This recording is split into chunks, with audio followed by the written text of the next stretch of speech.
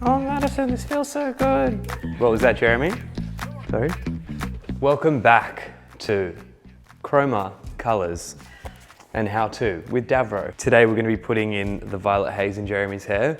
We've pre-washed his hair with clarifying shampoo, and I'm just going to show you a quick technique of how to do it off the basin, straight in the hands. Literally putting gloves on, putting the purple haze chroma color in my hand, rubbing it in my hands, and putting it in his hair. I've already dried off Jeremy's hair, which means the color is going to take a little bit stronger.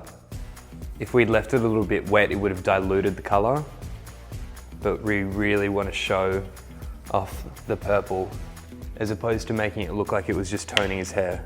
Just rubbing it all the way through, massaging it. And once we're done, we're probably going to leave this on for about 10 minutes before we have a look.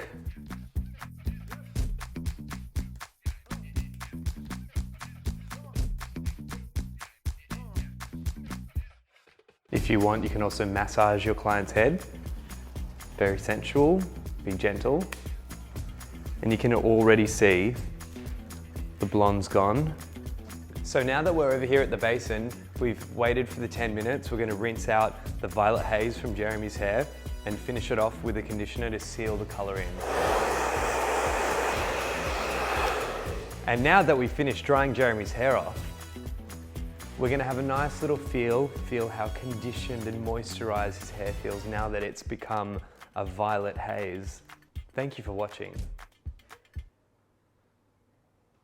Cut.